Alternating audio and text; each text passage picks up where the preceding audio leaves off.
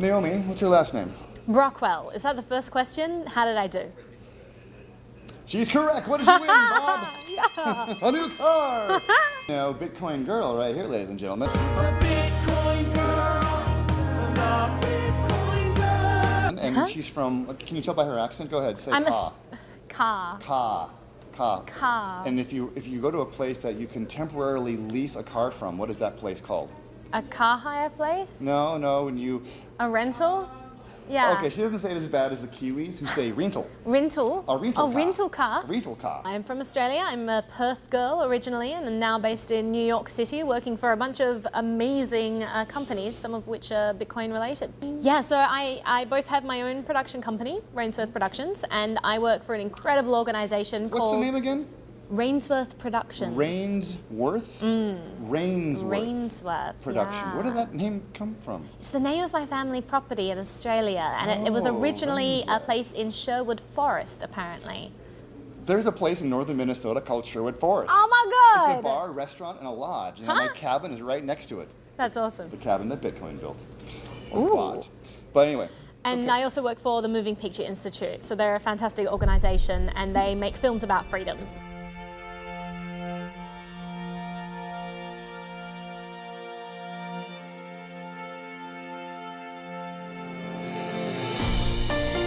Founded on the belief that stories can change the world, the Moving Picture Institute creates and supports content that promotes human freedom. So we're very interested in Bitcoin, we're very interested in monetary policy and in educating people about that. So Bitcoin's a great, hook for getting people to learn about the financial system. And importantly, she does it in fun ways, not just boring I'm pretty fun. textbooks. Well, Blah, textbooks blah. are great, but I mean, doing the research is half the battle, and communication is the other half. And no one's going to read a white paper. You need people to get out there and just learn how to make that message fun. So I hope that I'm doing a little bit of that, and we're certainly doing that at the Moving Picture Institute. Yeah, and so we'll show a clip of that video right now. And we're back. Okay, great. That was great. Cool. Yeah, that was I love that. I'm Yeah. not going to even put. I was going to leave that in because that's the most fun part. Right? We'll just pretend we do it, and we'll go through some other time. Bitcoin girl. Well, she's been living in her Bitcoin world. I bet she never had a Wall Street guy. She kissed the Federal Reserve goodbye for digital times. Bitcoin girl. Well, she's been living in her Bitcoin world where all her currency is peer-to-peer. No regulations that can interfere. Unlike my tears. Okay. Okay. So, what's wrong with Bitcoin? Is that a loaded question? Of course. I like ambush journalists. You know what? There is something wrong with everything. You'll always find that, in life, nothing is going to be perfect. What was your dumbest purchase? You own Bitcoin? Oh my God, my dumbest purchase was Neo and B stock. What was I thinking? Me too. Oh, we should cry about this together. I traded my... And you know what the worst thing is? So I bought some of this stock, right? And I was like, this is amazing. From Havelock? Yeah. And then it went right up. And I was like, this is amazing. I'm just going to hold. And my housemates were like, Naomi, you should sell. You should sell. It's a good time to sell. Just get out of it. And I was like, I'm just going to keep it. I want this to increase as much as it can. And next thing I know, the guy disappears. The whole thing, crumbles. And I lost all my money. So the moral of the story here is look to people who know more about this stuff than you do and take their advice. Yes, we are not a financial show, not offering legal advice. No. We're not attorneys. I'm not an attorney. I'm not an attorney. All right, so don't do anything that we say. Yeah. Research it first. Okay, But do go to bitcoingirl.org and check out my videos. Do that. Take that advice. It's like great this advice. one here. And we're back. Okay. Great, let's that move on sounds now. good. Follow-up question. If you could say one thing to Danny Brewster, what would it be? Danny Brewster. Can we pause that for a second? Yes, we can. If you could say one thing to Mark Karpelis, what would it be? You can swear. Can I swear? Yes. This is a tough question, apparently. You got to think about this hard. Well, I mean, there are a lot of things So I'd many like you to wanna ask. I'd say. like to ask, where is our money? But actually, I'd like to ask, are you a criminal or are you just incompetent? Because I can't tell whether these mistakes were because you are actually evil and you stole a whole bunch of money, or whether you You're just just a don't know what you're boob. doing. Either way, could be considered evil. Or maybe it's both, an incompetent criminal. But no. No, he's been he's done a- far too well. He is a right. good criminal Yeah, if he's a that's criminal, right. you know? All And he's a right. bad business manager if he's a business manager. Follow-up question. If you could say one thing to Danny Brewster, what would it be? Is that a question? Okay, Danny Brewster started NeoNB, and he ran off. That's who Danny Brewster Thank is. you. So someone who invested, who didn't know who Danny Brewster is. And that goes to show you why Yeah. you should always do your research Right. about these things. I mean, their videos were great. I You know. and me came out with all of these things saying, look, this is an amazing company. These are all the things we're doing. And they lied to us. They lied. And the guy ran off and bought a Bentley, never to be seen from again. Did you hear about that? What? Exactly. Yeah. Wow. Yeah. So, well, to Danny Brewster, then I would say, you. you are an asshole. You, give me back my money. Right. That's what I would say. Okay. And also, make NeoNB work. It was a great idea. Why don't you just do that and make even more money than the money you ran off with? I know. I wonder if, again, incompetence, and he got caught up Yeah. in too much Is it incompetence or is it like? criminality. Yeah, exactly. What do you think are some barriers to adoption? Barriers to adoption right now is primarily education. People just really don't understand it, and people are scared of going into things they don't understand. If there is like a really simple, just click here, it's all done for you thing, people will do it. That is how the internet has evolved. You know, people now, I mean, early days of the internet, no one could use it. Not easy. Not easy. No. And Bitcoin at the moment, it's not easy. So we really need to get education moving and get people to understand why this is a revolutionary technology that is going to change the face of the financial system. How do we get people to stop hoarding? Why is hoarding a bad thing? I love the answer already. So hoarding is literally just going to decrease liquidity in the market. It's not a bad thing. People talk about wealthy people hoarding money, that's a bad thing.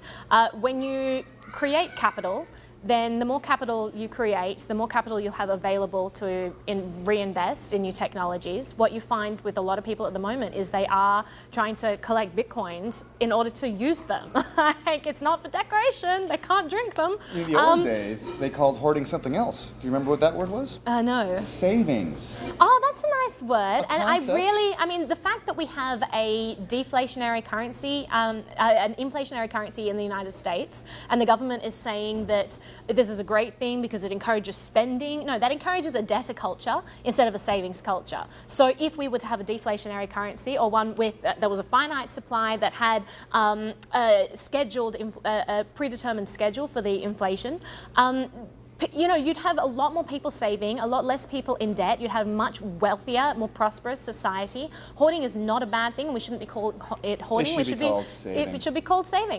Tim Draper, Venture capitalist extraordinaire. he's wonderful. He predicts Bitcoin will be at $10,000 someday. Do you agree? So I adore Tim Draper. I think that what he is doing with the Silk Road Bitcoins is going to be fantastic. All of his ideas behind that, providing liquidity in the third world. I think that Bitcoin is going to be worth much more than $10,000. It's up in the air. Bitcoin is going to succeed no matter what. Even as it is now, just existing on the fringes of society, it's working, and we're using it. And maybe not even as a currency. What do you think the next app with the blockchain technology will be? What's going to succeed after this currency thing? It's just the first app, folks. What's going to be the next big app on the blockchain? Well, that's really exciting. I mean, we don't know. We just don't know. And if you allow people to go out and experiment with this technology, if there are no barriers to entry and there's not, horribly inhibiting restriction and regulation on the technology that stops people in their garage experimenting, we're going to see an incredible flourishing of this technology. And I'm excited to see what will come. I mean, if the government regulates it out of existence before it has that chance, in a very nascent stages, then we're in trouble. All we're going to be stuck with is what we've got now, which is still great, but Yep. You know, I heard there was this app coming up called WatchMyBit where you could watch videos on a paywall and pay with Bitcoin. I mean, that could be the next killer app. It could be the next killer app. It's a website called WatchMyBit.com. Now, this is the first micropayment-enabled system for streaming video using Bitcoin.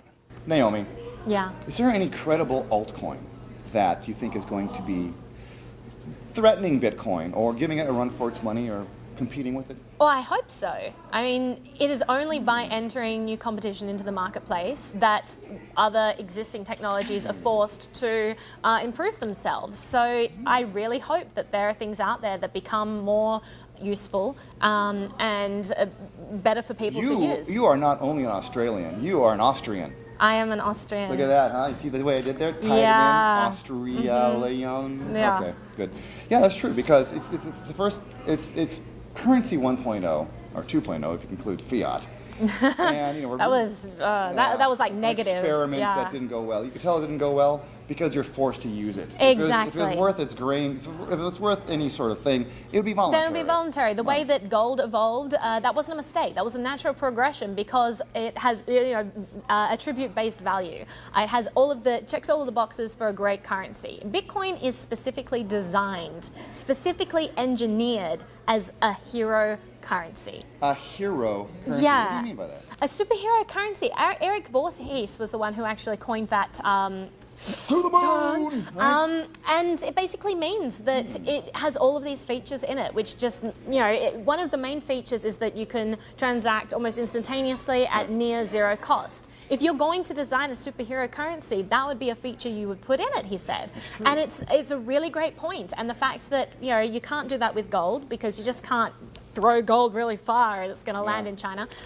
Take a gold coin, stick it in a computer, and see how fast it will get to China. And then you can't do that with fiat dollars, even with digital money, because of all the regulations that stop this. So Bitcoin really is, it's a superhero currency. But as an Australian, I am very well versed in the remittance of international transfers. And it's horrific because you have to pay all kinds of taxes and all kinds of fees to banks. And there is no way, if I run out of money in my bank account in America, I have to transfer a whole bunch of money over, which I may or may not have in order to justify, make economies of scale that justify the transaction. Otherwise, I'm spending a minimum of $35 to transfer something. And if I only am $5 short, in Bitcoin, in Bitcoin it would cost nothing. 4 cents. If that. Yeah. And that's even optional. Exactly. Right. Okay. There's a Doge. There's a Doge, guys. Oh, gosh. There's a Doge. Bring it over here. Can we see your Doge? Oh, Okay, you're what? so beautiful. Why don't you do an interview with the Doge here? Hold on a second. Can I get a copy of this interview? You are sweetheart. Is there anything you want to ask the Doge? Hi, my name is Naomi Brockwell, and I am here with the Doge. Doge, what is it like having a currency named after you? It's so exciting. No, don't go. It's so camera shy. It's a bit like Satoshi. Just doesn't like his identity being known. But okay, Welcome back to Watch My Bit. Did Charlie Shrem get a bad deal? Charlie Shrem. I guess we don't know what happens with that until we hear a verdict, but it is very sus that... Sus? What does that mean? Sus, it's dodgy.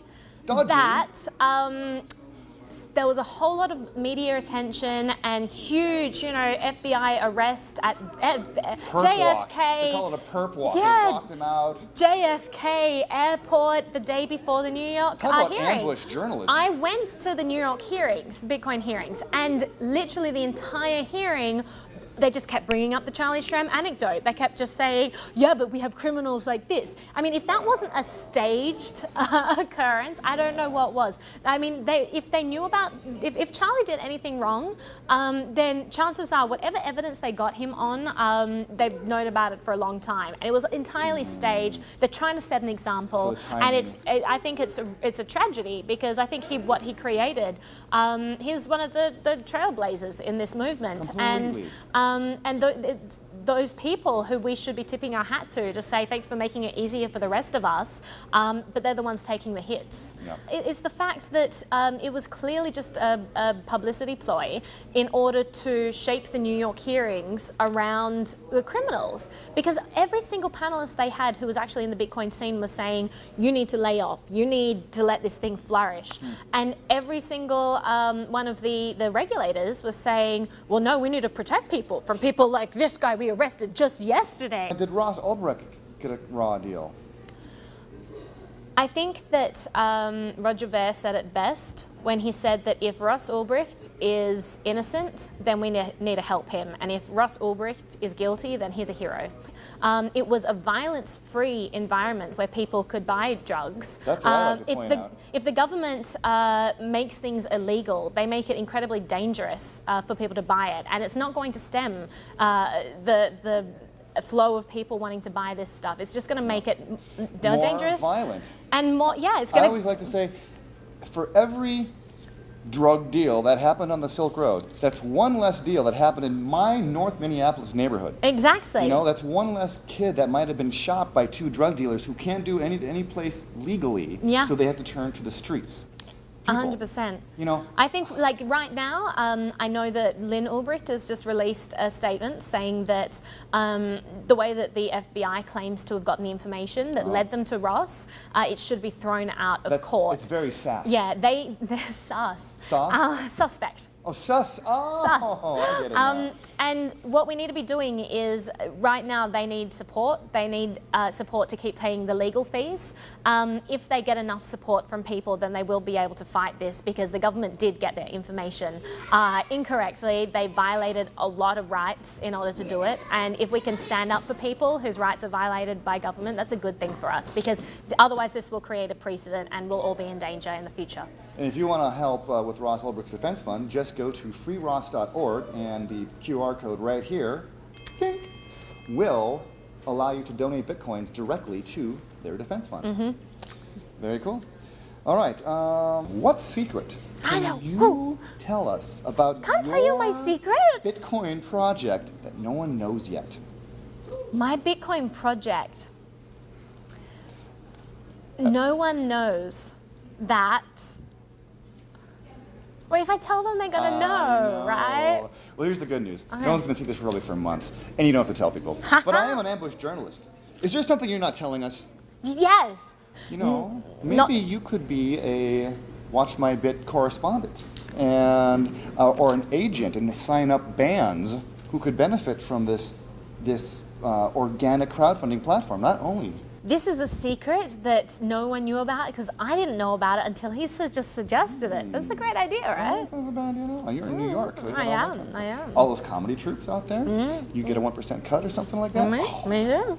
You can do this too if you'd like to be an agent and sign up bands and comedy troupes and comedians or whoever, and every time they watch the video, you get a cut, the charity gets a cut, the keyboard player, the guitar player, whoever gets a cut, and it's automatic too.